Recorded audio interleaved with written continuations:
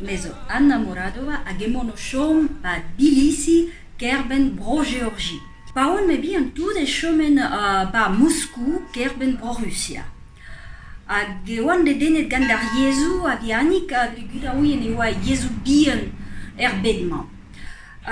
E bro Russia en ewa ket kalz a dut a oa Robert gen Jesu keltiek der greizen en klask da gez gand un den a rai wardro an irazon e koz, Victor Pavlovich Kalygin. A setu en eus ro e din leorioù da zeski brozonek. Dar mar e zen oa internet e bet, tam on teut kap da len a da skrivan. Met evel just de gomzen ket.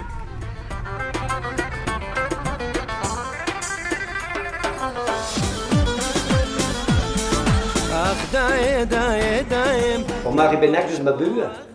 Dat zei dat van nu kunnen wij niet gaan die laber. Het is niet meer lekker met mijn zoon, dus ik persoonlijk als gelover.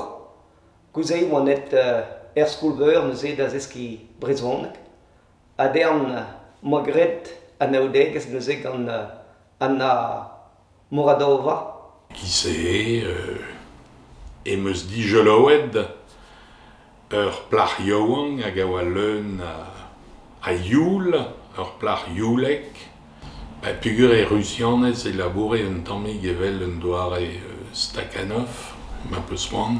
Pez a oa un tammig souezus oen ket techet da vea ken youlek war a labour, ar studierien a oa ganom. Evel just ne oa kedez din deske brozonek ba Moscou ne oa denebet o kons brozonek gouzen. Setu da oa din mont da vreiz, evit oberma studio e roazon daou. Oa kedez ken neubet, met même estra on deud a ben. Monsieur Muradov avait apporté à sa fille, lors de ses voyages, des contes celtiques. À la suite de ça, elle lui a demandé de lui apporter aussi des livres lui permettant d'apprendre le breton. Et à un moment donné, elle a voulu apprendre le breton sur place. Donc notre fille nous a envoyé une lettre nous demandant si on pouvait aider cette jeune fille à trouver un logement en France. Le logement, ça a été ici, où elle a passé 2 ans. Et c'est comme ça qu'on l'a rencontrée, de façon tout à fait improbable au départ.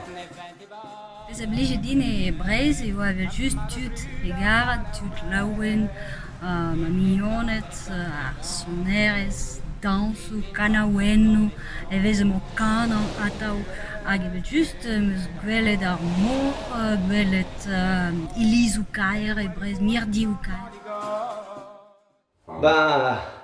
Vel a real, e oan iston nit, e vel orplach, e ton de skaitse, a dreistolez bo Russia, pugur a Brezelien, ne mo ket gwall bel c'hoaz, pugur ne oan met triblo a rok, e oa be pilet moger Berlin, setu.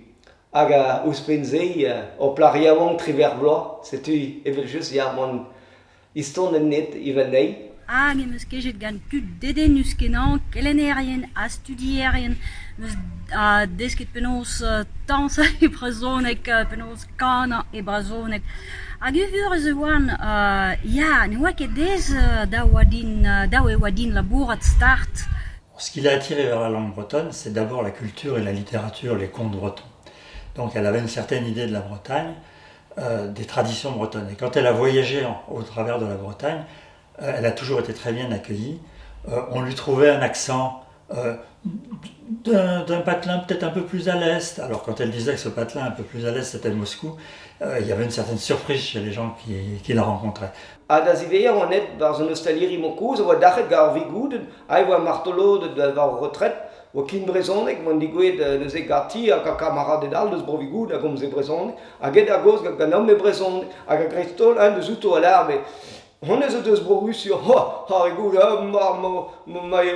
moudi kont a gei, ne ket guir, a barsfin oa diskouez e dei, penons il fa sport, ils remen hin, hag e oan chomet skodeg nid neuze e velet, deus bo Russia, hag e han, a kouskoud e jonge me oa deus a ro, pe oa pen bigoud en dei, setu.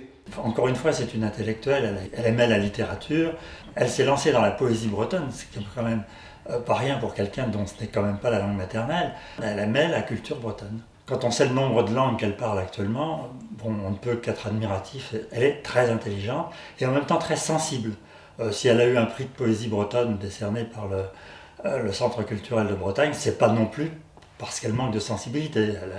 Elle est poétesse et brillante. As-tu pauan studieres, kroget meus da drein diwar a Russianek dar brezou.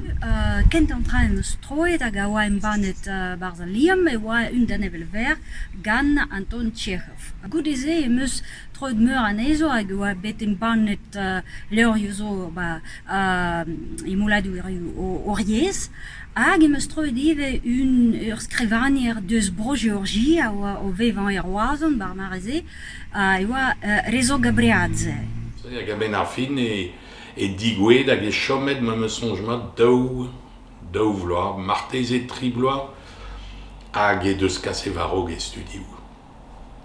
Hag e keitse evel just e raie laborio estreget ouspen a eulia a c'hentelioù laborio troidigez, laborio skriva, aze on eus bet ur studierez hag ur studierez e touez a re wella marteze an eni wella am eus bet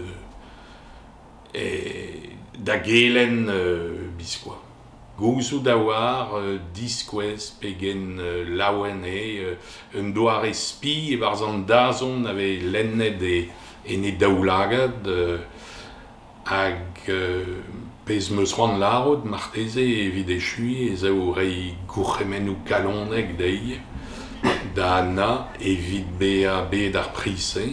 Setu maoa red rei ur priz da unan bennak deus an estren vro e deus labouret kemen evit ar brezonek e oa red rei ar prise da Anna Muradova. Setu gourc'hemennoù Anna.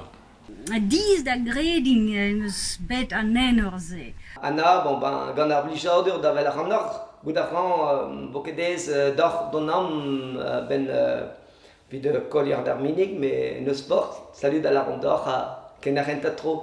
Trugaret ar vrez, trugaret ar vrotonet. Zo da la rout plijet kenan. Dar gwen a duz, ad am treit tudien marus ruz.